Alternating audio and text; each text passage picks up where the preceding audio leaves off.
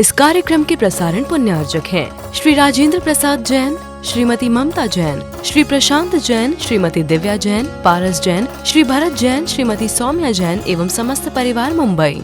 भव्य जीवों के लिए आनंद को उत्पन्न करने के लिए अनुप्रेक्षाएं जननी अर्थात माँ के समान कहा है।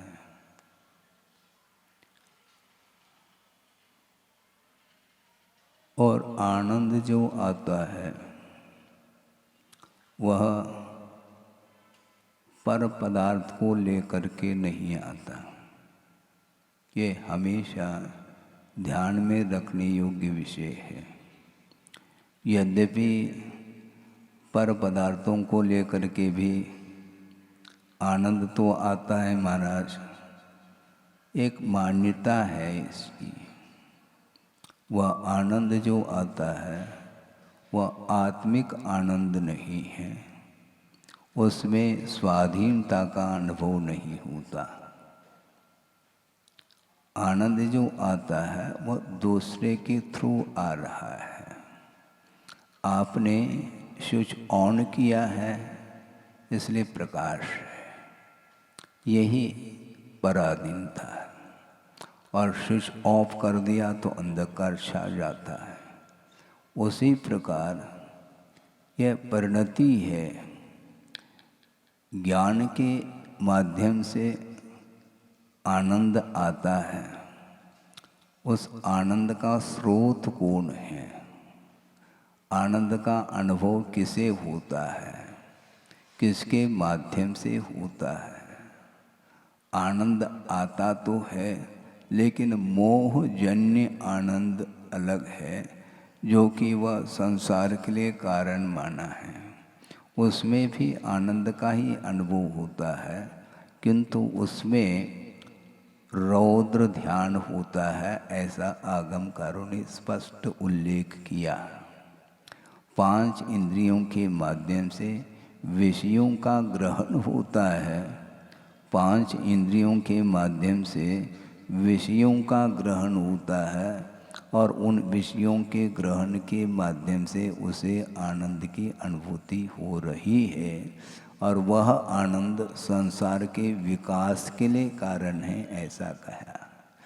चाहे वह मानसिक आनंद हो, चाहे वह शारीरिक हो, ये दोनों आनंद मोहजन्य होने के कारण ये आश्रव के लिए कारण सिद्ध होते हैं।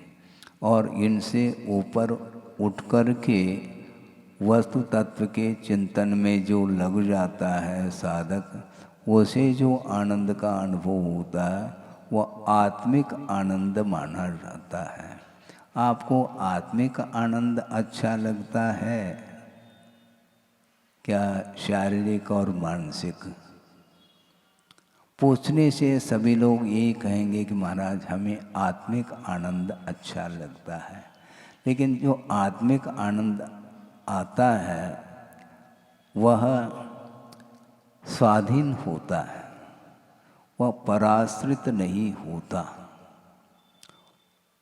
ज्ञान के माध्यम से जो आनंद आता है, हम बहुत गहराई के साथ आप लोगों को इस ओर आकर्षित करना चाहते हैं कि ज्ञान के माध्यम से ही अहंकार उत्पन्न हो रहा है। और अहंकार समाप्त कैसे हो महाराज? ये भाव आपके अंदर उत्पन्न हो सकते हैं।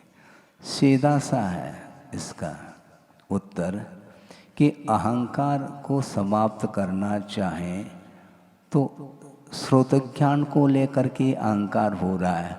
महाराज इसको मिटाएं कैसे? श्रुत भक्ति करो। श्रुत की भक्ति करेंगे तो अहंकार समाप्त, और भक्ति को साइड में रखेंगे तो अहंकार के अलावा हाथ कुछ लगता ही नहीं। सुबह शाम पूर्वान वेलायाम अपराण वेलायाम श्रुत भक्ति कायु सर्गम करोमि कहते हैं। श्रुत भक्ति करते हैं, जिनवान की भक्ति कर रहे हैं, फिर अहंकार मिट क्यों नहीं रहा है? हाँ, हम कैसे अच्छी भक्ति करते हैं देखो, तो हो गई भक्ति, साइड में चली गई वो। क्योंकि हम भक्ति को प्रदर्शन का रूप दे रहे हैं, इसलिए वह सही भक्ति नहीं मानी जाती है। जिनेंद्र भगवान के जो वचन हैं वो औषधि के काम करते हैं। आपने पढ़ा है, शायद यह कारिका गाथा अष्टपौढ़ में मिलती है। जन वयन मोसह मिनम विशेषो विरेयनम अमिदभूदम जर मरण वाय हरणम क्षय करणम सब दुखानम, ऐसा कहा। जिनेंद्र भगवान के जो वचन हैं वे अमृत के समान हैं, औषध के काम करते हैं। विशेषो विरेयनम, आप विरेचना करते हैं क्या? नहीं है? सनाई पत्ता क्या बोलते हैं? क्यों डॉक्टर साहब? सनाई पत्ती, उसके माध्यम से विरेचना, मुख से भी उल्टी के माध्यम से अथवा अन्य मार्ग से विरेचना होती है। तो उसी प्रकार विशेषो विरेयनम, पंचेंद्र के विषयों के माध्यम से उत्पन्न होने वाला जो सुख है, उस सुख की विरेचना आप चाहो क्या? नहीं। किसके माध्यम से विरेचना होगी? विशेष सुख की विरेचना जिनेंद्र भगवान के वचन रूपी औषधि के द्वारा विरेचना होती है। इसलिए अमिद भूदम ऐसा का, वो अमृत के समान है, अमृतमय है वो। जर मरण वाय हरणम, जन्म जरा और व्याधि, इनको वह हर लेता है। क्षय करणम सब दुखान, जितने भी दुख हैं उन सभी दुखों के क्षय के लिए कारणभूत जिनेंद्र भगवान के वचन हैं। और उन वचनों को सुन करके, ज्ञान प्राप्त करके पुनः अहंकार की ओर यदि दृष्टि जाती है तो वह जिनेंद्र भगवान के वचन कहाँ रहे? जिनेंद्र भगवान के वचनों के लिए तो अमृत तुल्य कहा, अमृत ही कहा। तो अमृत का हम पान करें और साथ साथ अहंकार भी आ जाए, ये संभव नहीं है। हाँ, दोनों कैसे संभव है? समस्त दुखों के क्षय के लिए कारण कहाँ है? और उन्हीं वचनों के माध्यम से यदि अहंकार जागृत होने लग जाए तो वह जिनेंद्र भगवान के वचन नहीं माने जाएंगे। सोचो, विचार करो। इसलिए अहंकार को समाप्त करना है तो श्रुत भक्ति करो, बड़ी गहराई के साथ श्रुत भक्ति करिए, उसके माध्यम से तृप्ति का अनुभव होगा। क्योंकि हम श्रुत भक्ति के समय पर अमृत का पान कर रहे होते हैं, तो अमृत के पान करने के उपरांत भी यदि तृप्ति नहीं हो रही है तो वह अमृतपान आपने किया कहाँ है? तृप्ति होगी, फिर वांछा, किसी भी बात को लेकर के इच्छा जागृत नहीं होगी। क्योंकि वह एक प्रकार से जन्म जरा मृत्यु के क्षय के लिए कारण है और हमें जन्म जरा मृत्यु से ऊपर उठना है।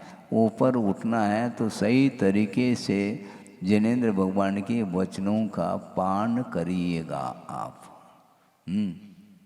धर्मामृतम सतृष्णः, धर्म के पान करने की इच्छा रख रहा है, जिसको प्यास है उसको स्वयं भी पिए और पाए अथवा अन्यान, ऐसा जो पीना चाहता है उसको भी पिलाने का प्रयास करिएगा। उसके माध्यम से जो शांति मिलती है, अन्यत्र कहीं भी चले जाए वह शांति संभव नहीं। और शांति यदि छिनती है तो वह अहंकार के कारण, क्योंकि दूसरे की ओर दृष्टि गई तो वहाँ पर फिर तुलनात्मक दृष्टि जाती है। तो मेरे पास इतना है, इसके पास इतना है, इनके पास कितना है, तो ये इतना कितना ये मापदंड है। जबकि इससे ऊपर उठेंगे तो वो कितना नहीं, वो असीम आनंद आएगा। वो इसमें तुलनात्मक आनंद है, बल्कि वस्तुतः संसार दशा में जो आनंद आ रहा है वह ज्ञान का आनंद नहीं। दूसरे के पास ज्ञान कम है इस बात को लेकर के आनंद है उसको, अन्यथा न ले, लेकिन हकीकत यही है। सारे मान लो छात्र मेरिट में आ गए, अब तुलना किसके साथ करेंगे हम? अतुलनीय हो गया है। इसीलिए कहा है कि शुद्ध परमेष्ठी अनंत हुए हैं, और ये पहले गए हैं, ये बाद में गए हैं, ये और बाद में गए हैं। आपके जाने के पूर्व में अनंत सिद्ध परमेष्ठी हो चुके हैं और आगे भी होंगे। तो आप क्या हैं? मान लो सिद्ध बन गए तो आप जूनियर हैं क्या, सीनियर हैं, क्या है? गुरुदेव ने ये कहा था कि प्रत्येक सिद्ध जो हो रहे हैं वह बीच में ही हो रहे हैं, क्योंकि उसके पूर्व में भी अनंत की संख्या है और भविष्य में भी जो है ना अनंत सिद्ध होने वालों की संख्या है। तो हम बीच में ही हैं, मध्य प्रदेश में। कौन पहला और कौन बाद में? सब बीच में। मैं पहला गया, अब ये अपेक्षा करते इनके पहले आप गए हो, ठीक है। मान लो वृषभनाथ भगवान युग के आदि में गए हैं और महावीर प्रभु अंत में गए हैं, लेकिन वृषभनाथ के पूर्व में भी अनंत की संख्या लाइन लगी है ना, वो गए हैं। तो वृषभनाथ सीनियर कहाँ है? वो वीर प्रभु के अपेक्षा से उनको सीनियर बोलो, पहले गए हैं, उसके पहले और अनंत की संख्या। तो ऐसी स्थिति में कौन बड़े और कौन छोटे, ये परिकल्पना ही ठीक नहीं। और दूसरी बात यह है, मैंने पहले भी स्वाध्याय के दौरान कहा था, और मैं जो कहता हूँ केवल मैं दोहराता रहता हूँ। गुरुदेव ने कहा है वही मैं आगम के माध्यम से कह रहा हूँ। उनका ये कहना है कि आनंद जो आता है वह अतीत का नहीं आता, ये लिख करके रखो। अनागत का भी आनंद नहीं आता, आनंद आता है वर्तमान का, और स्व का आनंद, पर का नहीं। तो यहाँ पर संसार दशा में पर का आनंद आ रहा है। अपने स्वयं के पास जितना ज्ञान है उसका आनंद नहीं उसको, किंतु दूसरे के पास कम है तत्संबंधी उसको आनंद है। 100 नंबर मिले इसका उसको आनंद नहीं, उसको 99 मिले हैं, बस। सुन रहे हैं आप? हैं। उसको 60 नंबर, उसको 33 नंबर, जितना और कम नंबर आने वालों की संख्या बढ़ गई मान लो, तो इसको क्या हो रहा है? लेकिन वस्तुतः यह अज्ञान का परिणाम है। प्रत्येक व्यक्ति के पास ऐसा ही परिणाम होते हैं, ऐसा मैं न कह रहा हूँ, न कहने की कोई हमारी भावना है, लेकिन आगम में जो लिखा है उसके आधार से ये कहा जा रहा है कि वस्तुतः ज्ञान का मद जो है वह हो क्यों रहा है। ज्ञान का कार्य तो समीचीन पदार्थ का बोध कराना, यह ज्ञान सम्यक ज्ञान का यह कार्य है। तो ऐसी स्थिति में उस ज्ञान के माध्यम से मद क्यों हो रहा है? तो मद जो होता है वह क्लास फेलो के साथ होता है, ये क्लियर है। टीचर है, टीचर के साथ थोड़ी किसी को मद होगा, छात्र को होता है? नहीं हो सकता है। किंतु अड़ोस पड़ोस में आपस में तुलना, कोई कम नंबर लेके आया, कोई ज़्यादा लेके आया, इस ये ज्ञान को लेकर के मद हो गया, पूजा को लेकर के हो गया, जाति को लेकर के, कुल को लेकर के, धन को लेकर के, रूप को लेकर के, तप को लेकर के, यहाँ तक कि रिद्धि को लेकर के भी मद हो सकता है। ये 8 मद जो होते हैं वो इन्हीं को लेकर के, इनके आश्रित है। अष्टो आश्रित्य, इन 8 बातों को लेकर के ही मद उत्पन्न होता है। और मद से कोई पेट भरता नहीं है। एक मानसिकता, ओनली मेंटेलिटी, केवल मानसिकता है, उसमें होना कुछ भी नहीं। मतलब कुल मिला करके ऐसा लगता है ये बच्चों का खेल जैसा है। बच्चे तो 2 मिनट खेल करके फुर्सत हो जाएंगे, लेकिन आप लोग उसी में रंग रहे हैं। इसके माध्यम से कर्म का आश्रय होता है। इसलिए ज्ञान के माध्यम से कर्म का आश्रय नहीं होता, किंतु अहंकार के माध्यम से कर्म का आश्रय होता है। इसलिए आश्रय को रोकने का नाम संवर है, और संवर के लिए कारण ये अनुप्रेक्षाएं हैं। इसलिए भव्य जीव के लिए ये आनंद को उत्पन्न करने के लिए जननी के समान ऐसा कहा है। इसलिए निरंतर तत्व चिंतन करिए, 12 भावनाओं का चिंतन करेंगे तो ऑटोमेटिक शांति उत्पन्न होगी।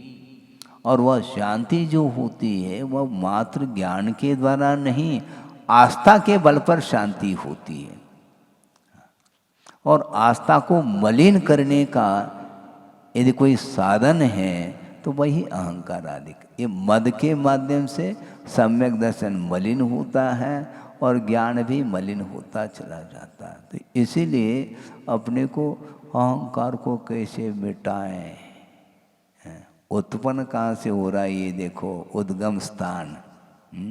जैसे नर्मदा का उद्गम स्थान अमरकंटक है, और वो भरूच में जा कर के मिल जाता है। तो उसी प्रकार ये उद्गम स्थान देखो। अहंकार, कई प्रकार के अहंकार होते हैं, तो वो उसके सारे सारे स्रोत है ये। वो शांत बैठने नहीं देता। हाँ, और यदि मान लो अनुपात से कम है तो वह डिप्रेशन की ओर जा रहा है। मन में उदासी छाई है। हाँ। संसार से उदास होना अच्छा है, लेकिन ये उदासी जो है ये किसी चीज़ की अपेक्षा की पूर्ति नहीं होने के कारण उदासी छाई है। किंतु मिलते हुए भी मुझे नहीं चाहिए, ये संसार से उदासीन होने का एक रास्ता है।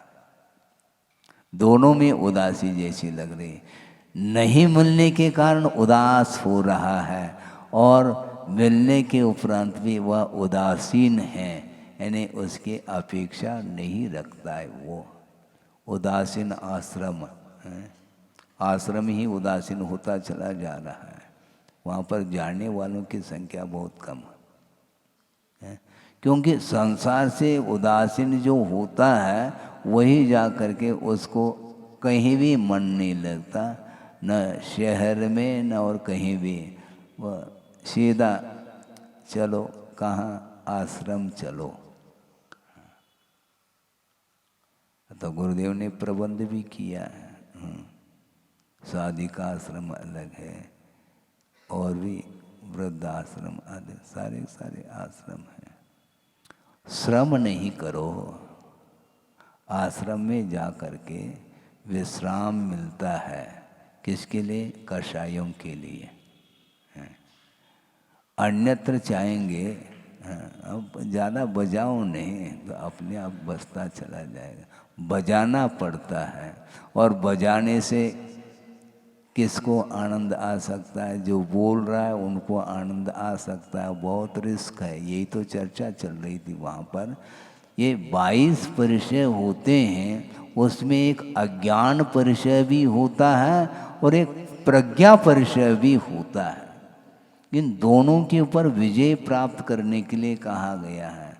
अज्ञान सहा नहीं जा रहा है, इसलिए वह बार बार पुरुषार्थ कर रहा है ये किन प्रकार से ज्ञान का विकास हो जाए। क्यों? तनाव से मुक्त होना है उसको, और तनाव के लिए कारण है ज्ञान का अभाव। तो आचार्य कहना चाहते हैं कि ज्ञान को प्राप्त करने का उद्देश्य क्या है। ज्ञान को प्राप्त करने का उद्देश्य यही है, वस्तुतः वस्तु का यथार्थ स्वरूप हमें समझ में आ जाए। इस उद्देश्य को लेकर के ही ज्ञानार्जन किया जाता है और करना चाहिए। उद्देश्य यदि मान लो हमारा विपरीत रहा तो वह साधन भी विपरीत ही माना जाता है, वह सम्यक ज्ञान नहीं माना जाता है। और सम्यक ज्ञान वस्तुतः मुक्ति के लिए कारण है, ये कहा गया है। इसलिए ज्ञान चाहे वो अल्प हो चाहे अधिक हो, वो हमारे कर्म के क्षय के लिए कारण होना चाहिए। और जिनेंद्र भगवान के जो वचन हैं वो दुख के क्षय के लिए कारण है। हाँ, क्षय करणम सब दुखानम, समस्त दुखों के क्षय के लिए उनके वचन कारण हैं।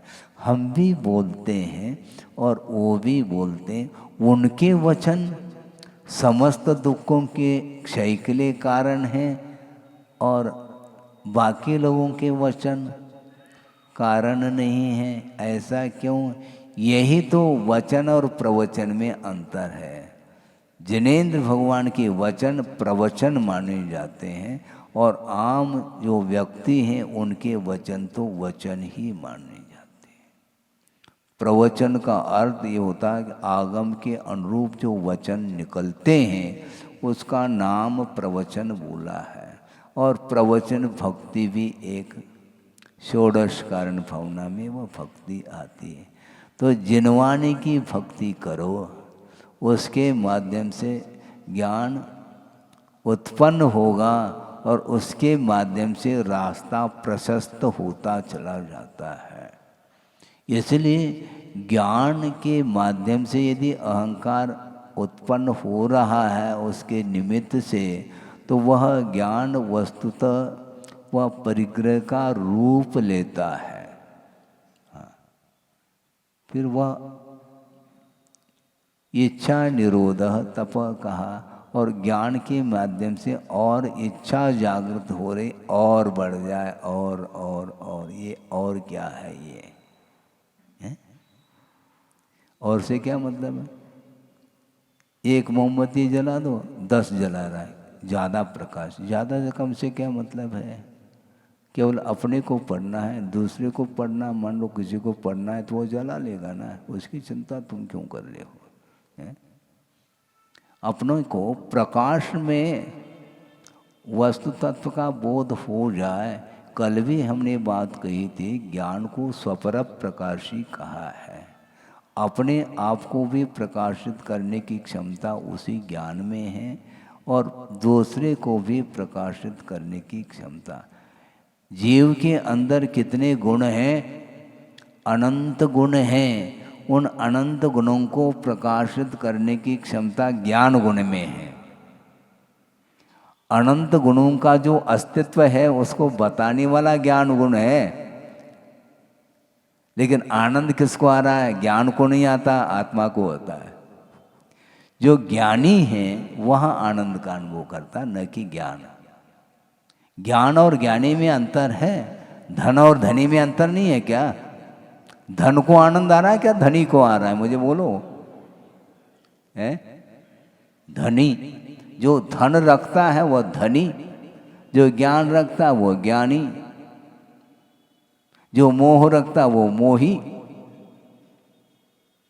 तो इसीलिए आनंद किसको आता है?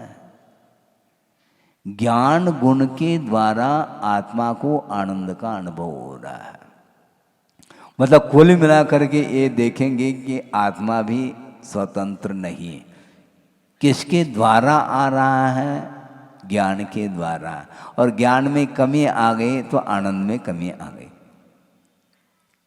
इसलिए ज्ञान के माध्यम से वह जी रहा है आनंद के साथ। जीना उसका स्वभाव है, मरना भी स्वभाव है, किंतु आनंद जो आएगा वह ज्ञान के माध्यम से आता है। और ज्ञान का यदि सदुपयोग होता है तो आत्मिक आनंद आएगा, नहीं है तो वह मद माना जाता है। उसमें कोई आनंद कुछ भी नहीं वहाँ पर है। और हम परमानंद का अनुभव करना चाहते हैं। भैया अभी तो आनंद तो लो, परमानंद की बात करते हो, बहुत कठिन कार्य है ये। इसलिए जिन वयन वो सह मिनम विशेषो वीरेन, क्योंकि ये जो कुछ भी रस आ रहा है संसारी प्राणी को, वो दूसरे में आ रहा है।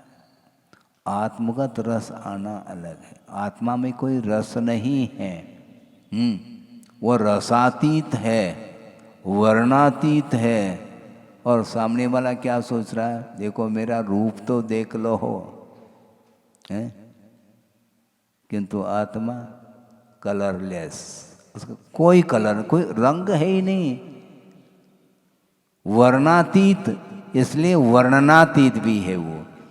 वर्णातीत होने के कारण वह वर्णनातीत, वह वर्णन के योग्य भी नहीं है। वो उसका वर्णन नहीं कर सकते, उसका बखान नहीं कर सकते हैं, क्योंकि वर्णातीत है। उसमें वर्ण नहीं है। रूप रस गंध स्पर्श से ऊपर उठा हुआ वह आत्म तत्व है। इसलिए उस ओर दृष्टि जाती है तो कोई भी अच्छा बुरा, ये कोई भी परिणाम नहीं आ सकते, क्योंकि निराकार आत्म तत्व है। उसमें हमारा उपयोग स्थिर हो जाए, ये सारे जितने भी विषमताएं आ रही हैं सामने, ये सब समाप्त हो जाएंगे। ये समाप्त हो गए तो सही श्रुति की भक्ति हो रही है, ऐसा मैं मानता हूँ। अपराणिक स्वाध्याय वेला, अपराणिक और पौराणिक आचार्य वंदनायाम श्रुत भक्ति, भक्ति कर रहे हैं, किंतु भक्ति के माध्यम से वह भक्ति मुक्ति के लिए कारण है। हाँ?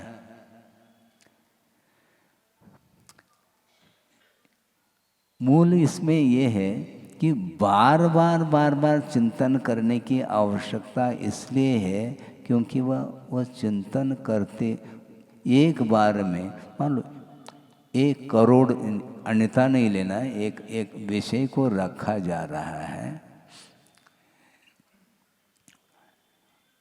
मुक्ति मिलती है वह अंतर्मुहूर्त में, घंटों नहीं लगना उसमें है?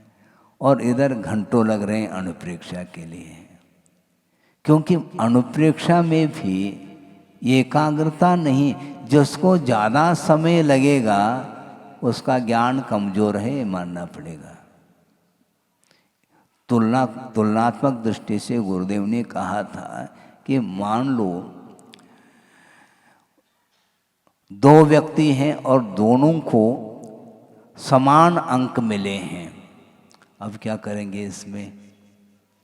गुरुदेव ने ये कहा था कि देखो ऐसा कर लो, इसमें भी तुलना हम कर सकते हैं। कैसे करेंगे महाराज? उसको भी 100 नंबर, इसको भी 100 नंबर मिले तो हैं, लेकिन जो उसने जो पेपर लिखा है तो उसकी जांच कर लो। वह कठिन शब्द को बाद में हल किया है क्या पहले किया है? यदि मान लो कठिन प्रश्नों का समाधान हल बाद में किया है, इससे स्पष्ट है कि उसका ज्ञान, हाँ, हल तो सही किया, किंतु शुरुआत में उसको कठिनाई जा रही थी, इसलिए उसको छोड़ करके जो सरल प्रश्न है उसको हल करके फिर बाद में उसको नंबर में लिया है। हाँ। और उस प्रश्न को हल करने के लिए किसको कितना समय लगा, इसमें भी ज्ञान का मूल्यांकन किया जा सकता है। किसी को 3 घंटे लग गए, 3 घंटा समय दिया इसलिए 3 घंटे लग गए, ऐसा नहीं, कोई 1 घंटे में भी करके चला जा सकता है। Sharp mind. जिसको ज़्यादा समय लग रहा है, इसलिए निश्चित बात है उसमें कमी है, कैचिंग पावर।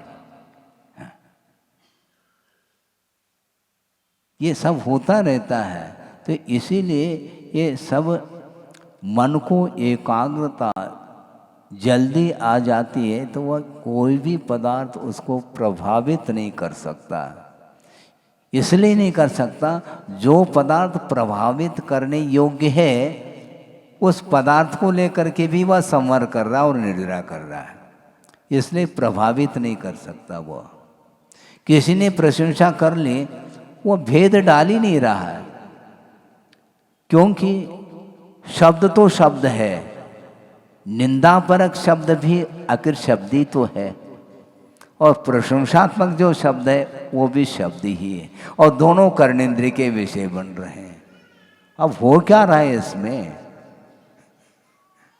इसमें अच्छे बुरे की जो परिकल्पना है ये कषाय का विषय हुआ, क्योंकि ज्ञान से वह पृथक है। शब्द शब्द जड़ है क्या चेतन है?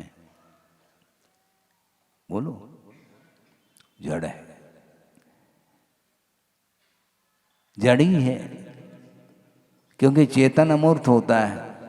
महाराज शब्द भी तो अमूर्त है, ये ध्यान रखो। अमूर्त का तभी आपको समझना है, वह शब्द चक्षुइंद्रिय का विषय नहीं हो रहा है, किंतु वह कर्णेंद्रिय का विषय बन रहा है, इसलिए शब्द भी वह मूर्तिक पदार्थ है।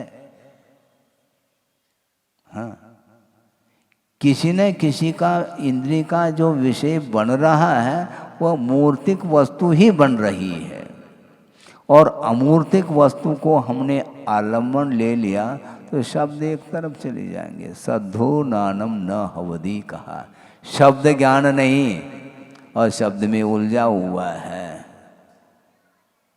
वो कैसे प्रस्तुति करते देखो, गजब की प्रस्तुति है। और गुरुदेव कहते हैं प्रस्तुति मत करो, स्तुति करो। स्तुति, भगवान की स्तुति करते समय प्रस्तुति की ओर ध्यान नहीं जाता, क्योंकि भगवान आपकी प्रस्तुति से प्रसन्न नहीं होंगे, स्तुति से भी प्रसन्न नहीं होते, किंतु वो सही रास्ते पर आप चल रहे हैं तो वह प्रसन्न हो जाएंगे। भगवान को प्रसन्न करना, गुरु को प्रसन्न करना खेल नहीं है बंधु। महाराज भगवान भी भक्त के वश में होते हैं। भगवान ने कहा क्या, भक्तों ने कहा क्या पता? हाँ, ये भक्तों ने ही कहा है, भगवान ने कुछ कहा ही नहीं कहने के लिए। भगवान भक्त के वश में होते हैं। यह कथंचित एक विवक्षा से ठीक इसलिए है क्योंकि भगवान वैसे प्रसन्न नहीं होते और अप्रसन्न भी नहीं होते, किंतु व्यवहार की भूमिका में कहने में आसक्ति है कि भगवान प्रसन्न होते हैं, किंतु वस्तुतः गुरुदेव का ये कहना है भगवान तब आपसे प्रसन्न होंगे अथवा भक्त से भगवान तब प्रसन्न होंगे जब भक्त जो है भगवान की आज्ञा के अनुरूप चल रहा है, तो वह प्रसन्न होंगे। प्रसन्न होने का कोई विषय ही नहीं, वस्तुतः उनके ज्ञान में आ गया, बस आ गया, इसका संसार का तट आ गया, ये पार होने वाला है, अपनी टीम में आने वाला है। अनंत सिद्ध परमेष्ठी है और एक एंट्री और होने जा रही है, उसमें उनको भी आनंद आता है क्योंकि अपनी पार्टी है। ये अपन ही कह रहे हैं, रूपक बना करके हम विषय को प्रस्तुत कर रहे हैं, किंतु उनको न हर्ष है न विषाद है, कुछ भी नहीं है। इसलिए वस्तुतः ज्ञान जो है एकमात्र पदार्थ को जानने के लिए एक साधन के रूप में उपस्थित होता है, उसको साधन के रूप में ही ग्रहण करना चाहिए। उसको लेकर के कभी भी हर्ष और विषाद का अनुभव नहीं करना चाहिए। और ज्ञान को लेकर के हर्ष विषाद होता है। किसी भी वस्तु को लेकर के हो जाए तब भी उसे उसमें ज्ञान गुण ही काम करता रहता है। टेंशन में लाने वाला ज्ञान, अन्य अनंत गुण है वह शांत है और ये उद्यम कर रहा है। सुबह से लेकर के ज्ञान गुण परेशान हो जाता है, थक जाता है तो सो जाता है, और नींद खुल गई तो पुनः वही एक ही गुण परेशान करता है आपको, जबकि वह उस ज्ञान के गुण के माध्यम से वस्तु तत्व का स्वरूप उसका परिज्ञान हो जाता है। उसी के लिए सब कुछ पुरुषार्थ है, और वो पुरुषार्थ अनंत काल से करते आए, इसके बाद भी उसमें सफलता नहीं मिल रही है। और वह अंतर्मूर्त में ही सफलता मिलने वाली है। वो कौन सा अंतर्मूर्त, वह घड़ी कब आएगी? कहीं इधर से थोड़ी आएगी, खिड़की खोल दो घड़ी आ रही, वो घड़ी आती नहीं न जाती है। जिस समय आप अलर्ट होकर के पुरुषार्थ करेंगे उसी समय में मुक्ति मिलेगी।